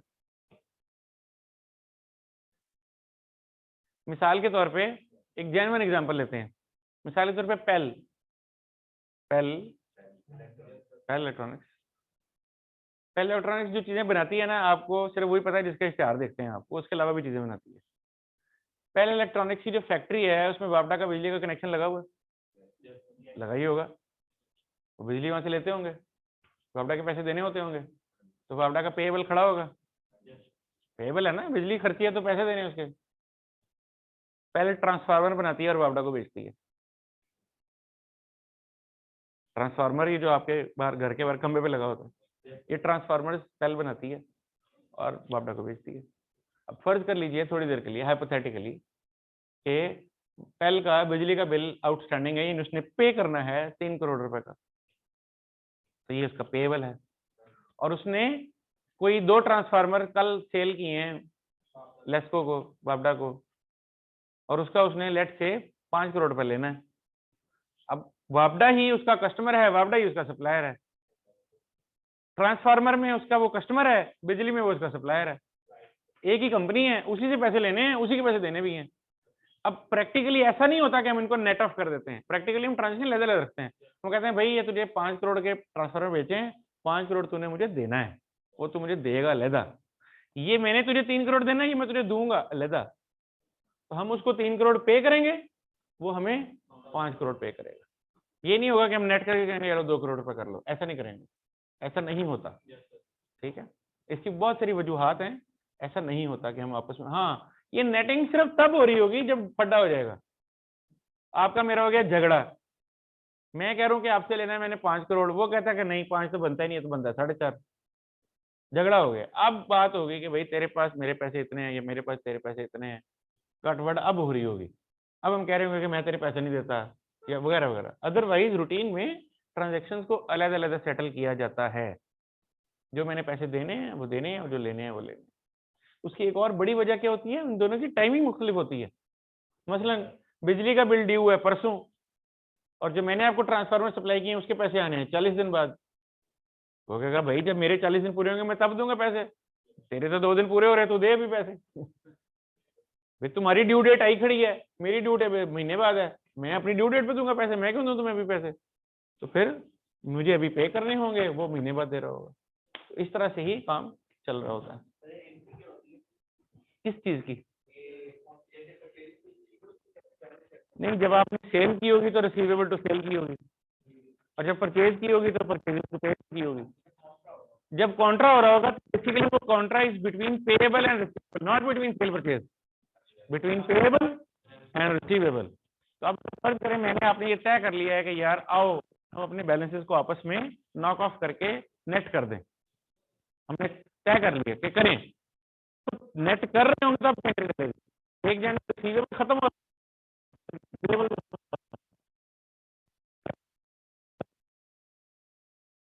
करें तो credit to payable but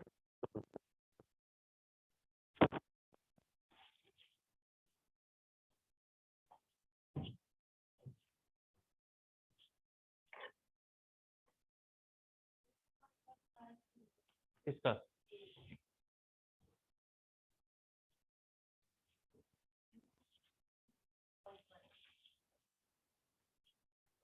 current month total, ये करंट मंथ टोटल है 1,20,000, includes 600 for discount allowed to debtor not recorded in the sales ledger। देखें, मेरा एक कस्टमर है, मैंने उसको सेल की 5 लाख रुपए की, उसने मुझे कहा मैं तुम्हें 3 लाख रुपए जल्दी दे रहा हूँ, यानी ड्यू डेट से पहले देने लगा। डिस्काउंट कितना दोगे? मैंने कहा 10,000 डिस्काउंट ले लो। उसने मुझे 2,90,000 रुपया का चेक भेज दिया और कहा 10,000 डिस्काउंट कर दो। मैंने कहा 2,90,000 आ गया, रिजल्ट क्या बचा? 2 लाख। अब मेरे रिकॉर्ड के मुताबिक मैंने कस्टमर से पैसे लेने कितने? इसमें दरअसल 10,000 का डिस्काउंट मैंने रिकॉर्ड ही नहीं किया अभी तक। तो ठीक कैसे करूंगा? मैं कहूंगा यार 10,000 का डिस्काउंट भी रिकॉर्ड करो, मैंने एक्चुअली से कितना लेना है? वो क्या कह रहा है? वो कहता है the current month total includes 600 for discount allowed to debtor not recorded in the sales ledger. Customer को डिस्काउंट दे दिया था, लिखा नहीं था, अब डेटर कम हो जाएगा।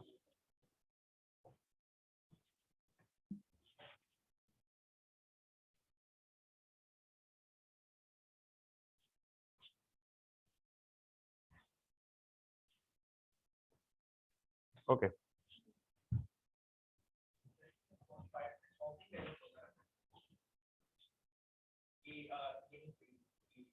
जी, ये ओपनिंग बैलेंस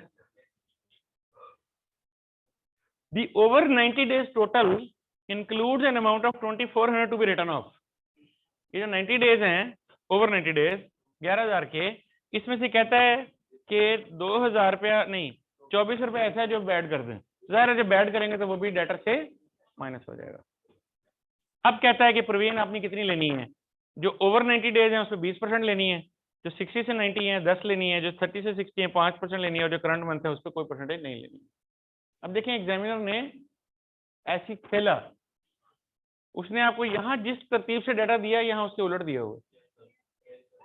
अब अगर आपने पहले को पहली लगा दी, दूसरे को दूसरी लगा दी परसेंटेज, तो सारी गलत हो गई। ठीक है, तो ध्यान से लगानी है कि ओवर 90 डेज आखिरी वाली है। ठीक है, calculate the amount of provision, आप ये परसेंटेज लगा के निकाल लेंगे और प्रिपेयर द लेजर बना लेंगे।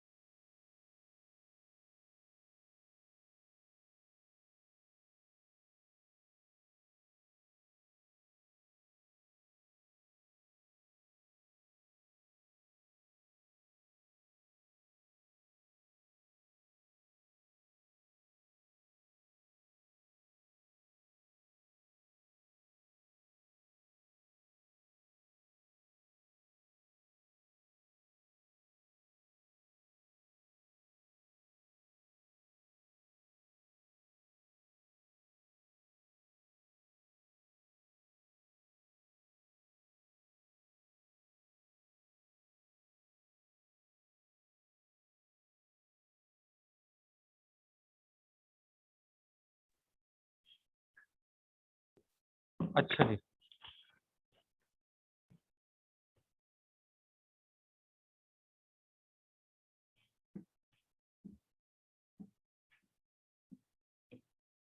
मसला है। अच्छा खत्म हो गया मैं कुछ चल क्यों नहीं रहा। हाँ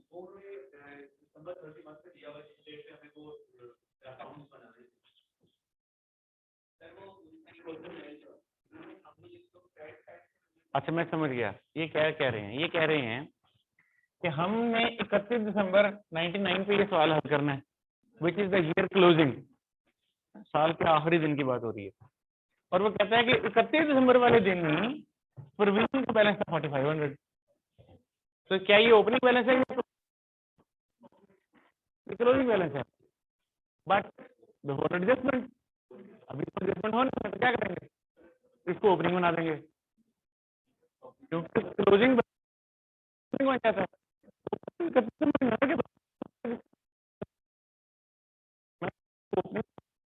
एडजस्टमेंट करके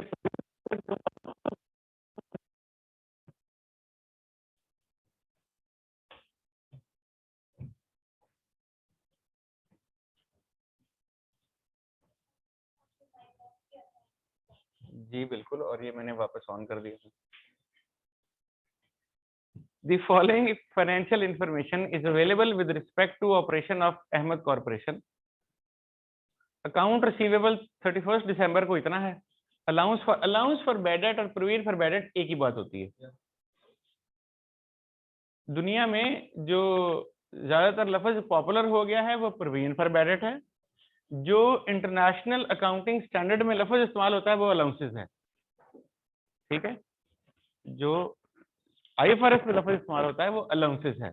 लेकिन IFRS खुद कहता है कि हमें पता है कि दुनिया में लफ्ज प्रोविजन पॉपुलर है, तो इट्स ओके, कोई मसला नहीं है। लेकिन जो लफ्ज वहां पे बार बार इस्तेमाल हो रहा है दैट इज अलाउंसेस। तो आप अलाउंसेस फॉर बैड डेट इस्तेमाल कर लें या प्रोविजन फॉर बैड डेट इस्तेमाल कर लें, it's one and the same thing. बाज किताबों ने तो इसको रिजर्व फॉर बैड डेट भी लिखा हुआ है, which is an incorrect nomenclature, गलत लफ्ज है, ये नहीं इस्तेमाल होना चाहिए। लेकिन अगर किसी किताब ने लिख दिया तो हमें समझ आती है कि यार वो ये कहना चाहता था, वो reserve for bad date, provision for bad date है। The following information is available with the operation of Ahmed. Okay, account receivable इतना है, अलाउंसेस और बैड डेट इतने हैं, सेल्स ड्यूरिंग द ईयर इतनी है। अच्छा अब ये देखिए, ये ओपनिंग बैलेंसेस हैं, ये 31 दिसंबर 90 है, ये 31 दिसंबर 90 है। ये अब 1991 की बात हो रही है। इसका क्या मतलब है, ये ओपनिंग बैलेंस है और ये अगले साल का डाटा है। कैश कलेक्टेड फ्रॉम कस्टमर इतना है। Additional information, the cash collection also include a recovery of debtor 4680 received from Ali whose account balance had been written off in previous year। इसका मतलब ये हुआ कि ये जो हमें पैसे वसूल हुए ना 25,62,000, इसके अंदर बैड डेट की रिकवरी भी शामिल है। तो आपको मालूम है कि जो बैड डेट्स रिकवर्ड होते हैं वो डेटर अकाउंट में नहीं जाते हैं, वो कहाँ जाते हैं, एंट्री क्या डलती है, cash to bad debts account, not cash to receivable account. तो लिहाजा मैं क्या करूंगा, मैं इस 25,62,000 के दो टुकड़े करूंगा, इसमें से 4680 माइनस कर दें, 24 लाख। अच्छा और भी कोई एडजस्टमेंट है, अच्छा सॉरी मैं ऊपर वाले को देख रहा हूँ, ठीक। ये तो 24,78,768 ये है जो हमने कलेक्शन की है, और उसमें से 4680 हमें बैड डेट की रिकवरी आई है। तो other than bad debt recovery कितने पैसे आए हैं, इसका मतलब है कि जो मुझे टोटल पैसे आए हैं 24,78,000, उसके दो हिस्से कर दें, तो ये वो पैसे हैं जो कि रेगुलर पैसे आए हैं, और ये वो पैसे हैं जो बैड डेट की रिकवरी आई है। तो इसको तो मैं रिसीवेबल अकाउंट में जाके लिखूंगा क्रेडिट साइड पे, और इसको मैं बैड डेट अकाउंट में जाके लिखूंगा क्रेडिट साइड, ठीक है। इसकी एंट्री क्या डलेगी, कैश डेबिट रिसीवेबल क्रेडिट, इसकी एंट्री क्या डलेगी, cash debit bad debt credit, इनको अलग अलग लिखूंगा। During 1981 customers accounts totalling 10,098 have been written off, इस दफा बैड डेट हो गए। At 31 December the account receivable include 60,000 of past due balances। Past due का मतलब है कि इनकी ड्यू डेट गुजर चुकी है, यानी ये पैसे अगर फलां तारीख को आने थे तो ये नहीं आए उस तारीख को, पास्ट ड्यू हो गए हैं ये। The management estimated that probable loss contained therein is 20%, और मैनेजमेंट का ख्याल है कि इनमें से 20% डूब जाएंगे। And in addition 2% of the current account receivable might prove uncollectable, और बाकी के डेटर जो हैं उनमें से 2% डूब जाएंगे। तो हमें उसने प्रोविजन निकालने का तरीका बता दिया, इसका अकाउंट बनाते हैं।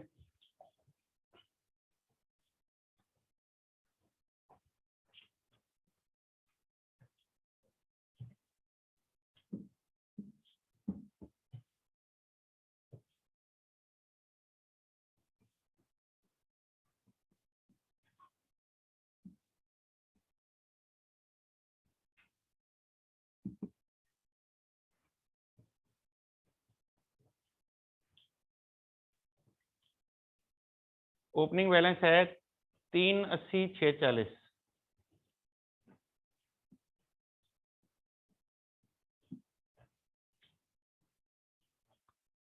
और इसका प्रोविजन का ओपनिंग है 9,720।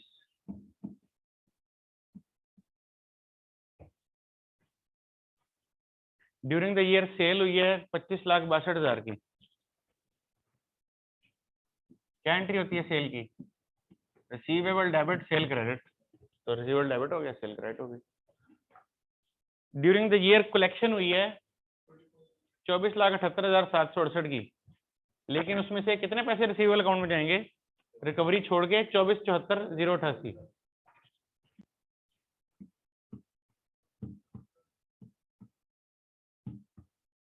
तो आपने लिखा कैश डेबिट डेटर क्रेडिट। अच्छा 46 उसकी और मिला है, उसको यहां डाल देंगे।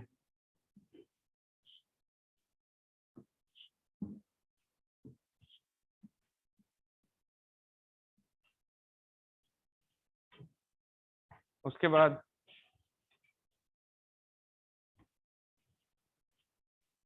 10,098 राइट ऑफ हो गया।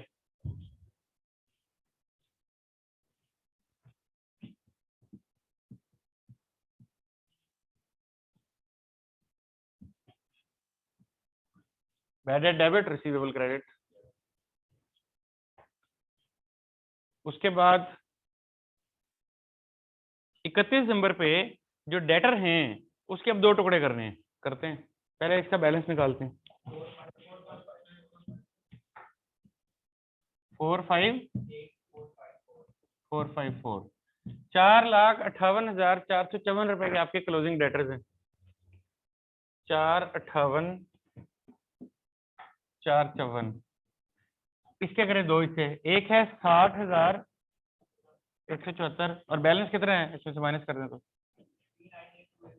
398,280। कहते हैं ये पास्ट ड्यू है, इनके ऊपर तो लेनी है आपने 20% प्रोविजन, और ये करंट है, इन पे लेनी है 2% प्रोविजन। 12035 कर देते हैं,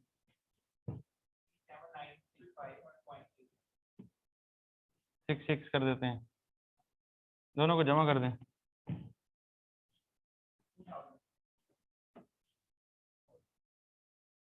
2000 तो नहीं हो सकता।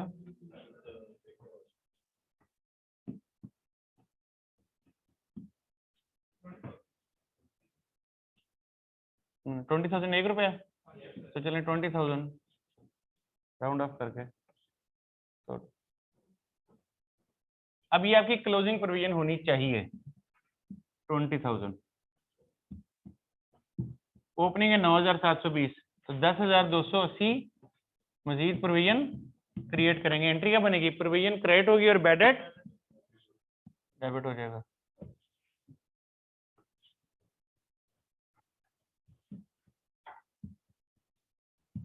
अब balancing figure profit and loss में चली जाएगी। 10,280 जमा 10,098, 20,378। उसमें से 4,680 निकल गया तो 15,698, ये प्रॉफिट एंड लॉस में चला जाएगा। अब स्टेटमेंट ऑफ फाइनेंशियल पोजीशन में रिसीवेबल कितने से जाएगा, 458,454, 458,454, 458,454। इसमें से आप provision for bad date less कर देंगे 20,000 क्लोजिंग बैलेंस, तो 458,454 फाइनेंशियल स्टेटमेंट में चला जाएगा। इसी तरह प्रॉफिट एंड लॉस में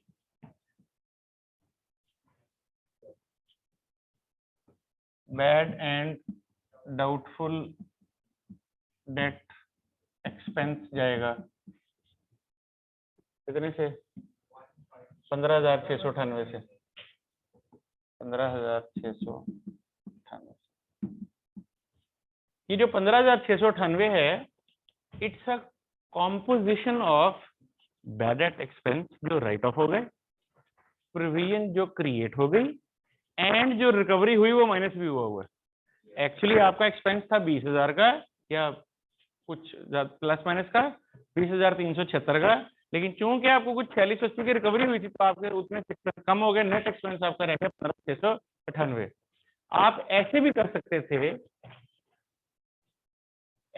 सकते थे, कि ये जो 4680 है इसको बैड डेट अकाउंट में डालने के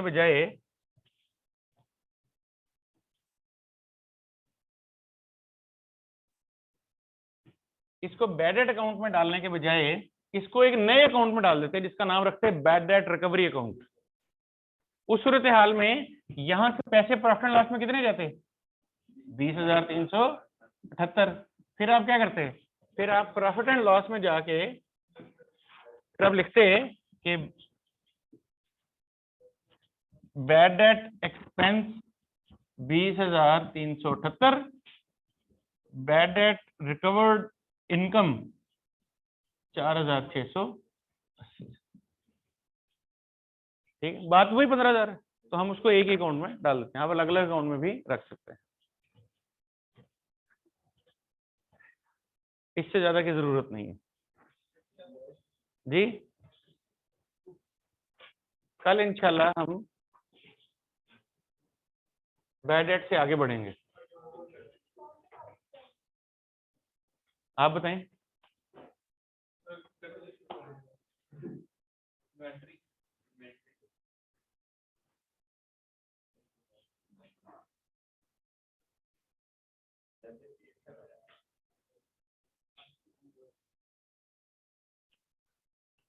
आजाद पंछी, ये जो क्वेश्चन मैं कराता हूँ ये मुख्तलिफ जगहों से होते हैं, ये पेपर्स के भी होते हैं, किताबों के भी होते हैं।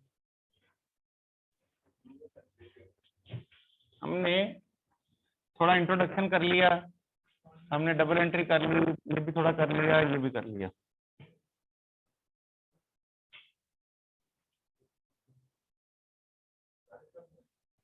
हम ये नहीं करेंगे, बाकी सारे करेंगे।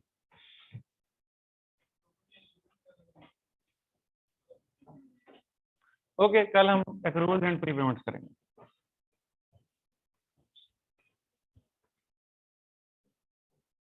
अल्लाह हाफिज।